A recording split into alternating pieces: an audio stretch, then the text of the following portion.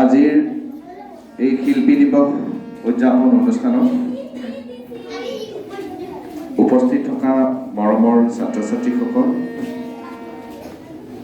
উত্তৰণ জাতীয় বিদ্যালয়ৰ অতি আদৰৰ শিক্ষক শিক্ষয়িত্ৰীসকল, অভিভাৱক অভিভাৱিকাসকল, এই যে শিল্পী দিৱস অনুষ্ঠানটো আমি আয়োজন কৰিছোঁ, ইয়াৰ কাৰণ হ'ল তোমালোকে জানিব লাগে যে শিল্পী দিৱসনো কি। ইতিমধ্যে প্ৰত্যেকেই গম পাইছা, জ্যোতি প্ৰসাদ আগৰৱালা নামৰ এগৰাকী খুব উচ্চ স্তৰৰ অসমীয়া শিল্পী আছিল। এই আজিৰ তাৰিখটোত জ্যোতি প্ৰসাদ আগৰৱালা নামৰ সেই শিল্পীগৰাকীয়ে খুব কম বয়সতে, প্ৰায় মোৰ বয়সত, মোতকৈও কম বয়সত দুৰাৰোগ্য কেঞ্চাৰ ৰোগত আক্ৰান্ত হৈ মৃত্যুবৰণ কৰিছিল। এই যে জ্যোতি প্ৰসাদ আগৰৱালাদেৱ, পৃথিৱীততো বিভিন্ন মানুহ ঢুকাইছে নে নাই? কিন্তু জ্যোতি প্ৰসাদ আগৰৱালাদেৱৰ মৃত্যু তিথিটো আমি অসমীয়াসকলে শিল্পী দিৱস হিচাপে কিয়নো পালন কৰোঁ? তোমালোকৰ জানিবলৈ মন যায় নে নাযায়? এতিয়া শশধৰ ছাৰ, মই আৰু তোমালোকৰ সমূহ শিক্ষক শিক্ষয়িত্ৰীৰ লগ লাগি তোমালোকক কথা, কবিতা আৰু গানৰ মাজেৰে জনাবলৈ চেষ্টা কৰিম জ্যোতি প্ৰসাদ আগৰৱালা কোন আছিল। হ'বনে? তোমালোকে বৰ মনোযোগেৰে শুনিবা আৰু তাৰপিছত তোমালোকে গম পাবা জ্যোতি প্ৰসাদ আগৰৱালা কোন আছিল। জ্যোতি প্ৰসাদ আগৰৱালাক নাম দিয়া হৈছিল ৰূপ কোঁৱৰ, সুন্দৰৰ পূজাৰী ৰূপ কোঁৱৰ। কাৰণ মানুহৰ মাজত, সৰু ল'ৰা ছোৱালীৰ মনত, গোটেই অসমীয়া ভাৰতীয় মানুহসকলৰ মনবোৰ সুন্দৰ কৰিবলৈ বিচাৰিছিল জ্যোতি প্ৰসাদ আগৰৱালাই। গোটেই ভাৰতৰ মানুহবোৰৰ মনবোৰ পোহৰাই তুলিব বিচাৰিছিল। সেইকাৰণে তেওঁ গাইছিল,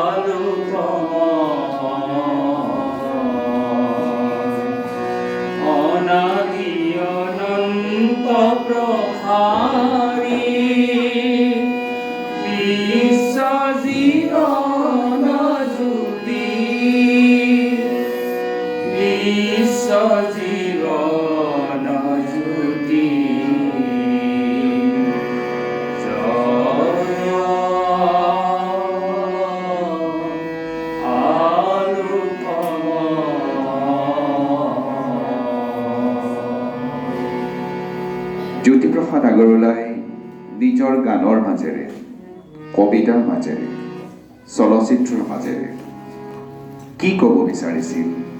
তেওঁৰ এটি আমি গম পাওঁ। তেওঁ নিজৰ সেই গানটোৰে গাইছিল য'ত তেওঁ কৈছিল তেওঁৰ মনৰ ভাৱ মোৰ গানত জ্বলে। মোৰ গানত জ্বলে কত যুগৰ কত অভিমান, মোৰ গানে বিচাৰে চিৰ দুখীয়া চিৰ পৰিত্ৰাণ,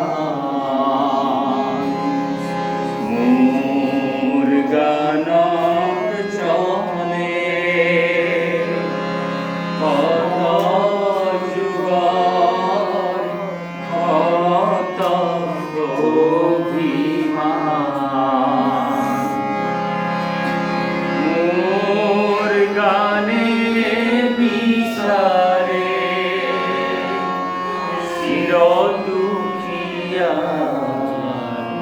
চিৰ পৰিত্ৰাণ। তোমালোকে ইতিমধ্যে কৈছা জ্যোতিপ্ৰসাদ আগৰৱালাদেৱ জন্ম হৈছিল তামোলবাৰী চাহ বাগিচাত।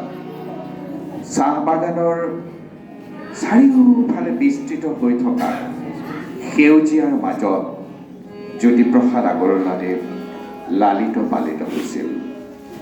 জ্যোতিপ্ৰসাদ শিল্পী হিচাপে গঢ় লৈ উঠা চাহ বাগানৰ সেউজীয়াই বহুত অৰিহণা যোগাইছিল। সেই সেউজীয়াৰ মাজত লালিত পালিত হোৱা জ্যোতিপ্ৰসাদ ৰূপ কোঁৱৰ হৈছিল চাহ বাগানৰ সেউজীয়াৰ দ্বাৰা অনুপ্ৰাণিত হৈ, চাহ বাগানৰ সেউজীয়াৰ প্ৰেমত পৰি। সেয়ে সৰুতেই ৰূপ কোঁৱৰ জ্যোতিপ্ৰসাদ আগৰৱালাদেৱে গাইছিল সেউজীয়া সেউজীয়া সেউজীয়া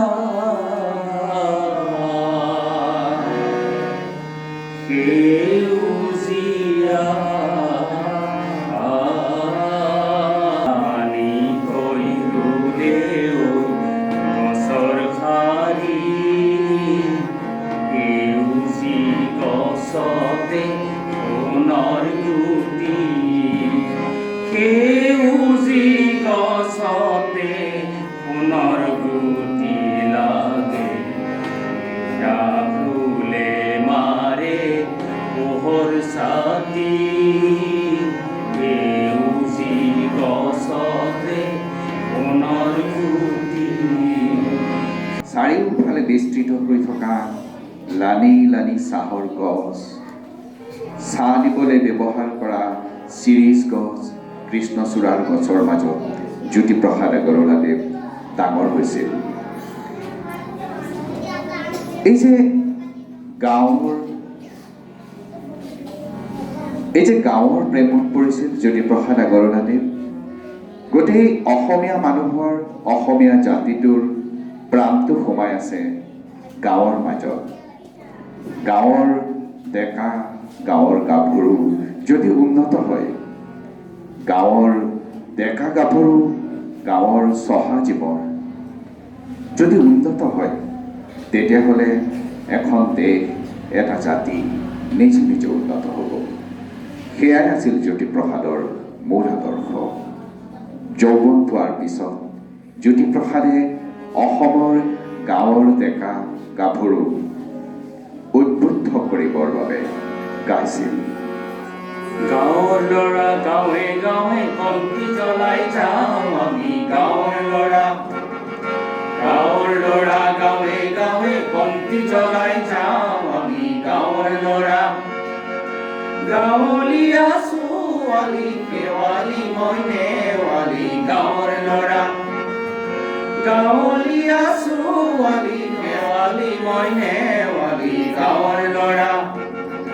গাঁৱৰ ল'ৰা গাঁৱে গাঁৱে বন্তি জ্বলাই যাওঁ আমি, গাঁৱৰ ল'ৰা। গাঁৱলীয়া ছোৱালী কেৱালী মই নেৱালী, গাঁৱৰ ল'ৰা। গাঁৱলীয়া ছোৱালী কেৱালী মই নেৱালী গাঁৱৰ ল'ৰা গাঁৱে গাঁৱে বন্তি জ্বলাই যাওঁ আমি গাঁৱৰ ল'ৰা গাঁৱে গাঁৱে বন্তি জ্বলাই যাওঁ আমি গাঁৱৰ ল'ৰা। এই যে জ্যোতিপ্ৰসাদ আগৰৱালাদেৱে গাঁৱৰ ডেকা গাভৰুক উদ্বুদ্ধ কৰিবলৈ গাইছিল, প্ৰথমতে কৈছোঁ সকলোৰে মনবোৰ অতি সুন্দৰ হোৱাটো বিচাৰিছিল।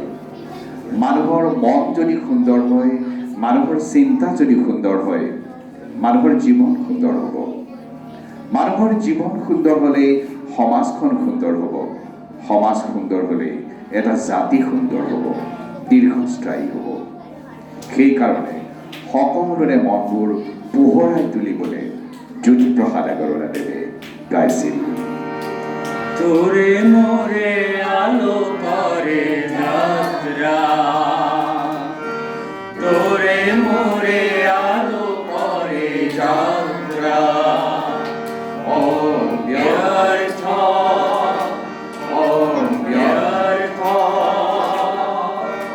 আমি পালো জীৱনৰ অভিনৱ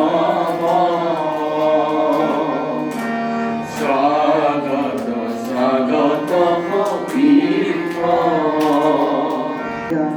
ডেকা গাভৰুক উদ্বুদ্ধ কৰিবলৈ, অসমীয়া সমাজ জীৱন সুন্দৰভাৱে ভৰাই তুলিবলৈ জ্যোতিপ্ৰসাদে সাধন হিচাপে লৈছিল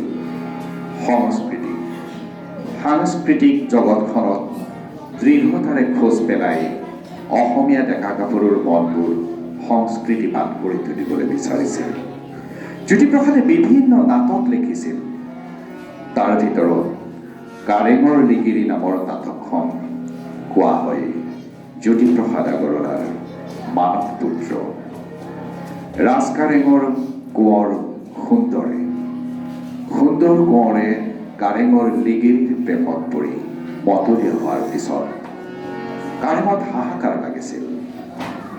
সেই দুখত ৰূপ কোঁৱৰৰ মানৱ সৃষ্টি সুন্দৰ কোঁৱৰে গীত জুৰিছিল।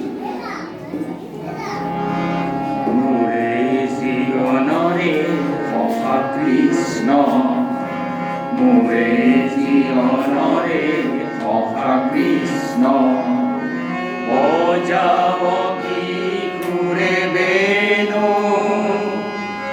কপালতে তোৰ কোনে আঁকি দিলে কপালতে তোৰ কোনে আঁকি দিলে ইন্দ্ৰধনু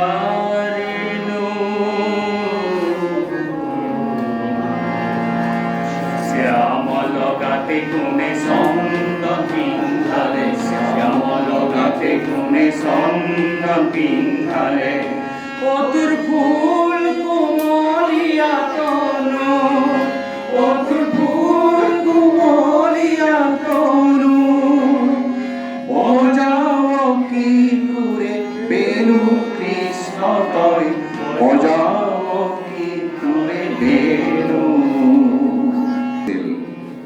সাংস্কৃতিক নগৰী তেজপুৰত শ্ৰীকৃষ্ণৰ নাতি অনিৰুদ্ধ, তেজপুৰৰ সেই সময়ৰ শোণিতপুৰৰ ৰজা পাণ ৰজাৰ জীয়েক উষাই সপোনত দেখিলে শ্ৰীকৃষ্ণৰ নাতি অনিৰুদ্ধ।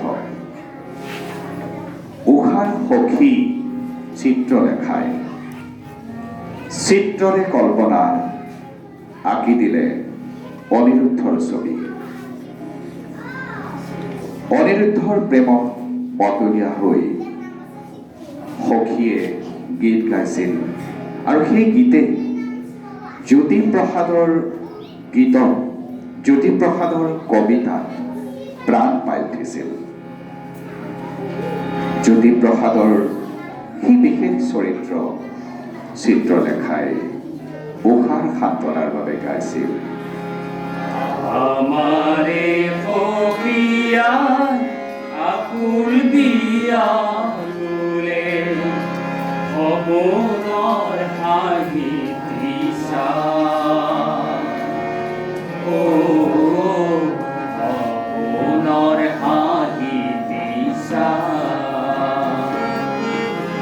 সপোনৰ কোঁৱৰে আহুদিয়া নিলে মতলীয়া সখীপা ও মতলীয়া সখীপা।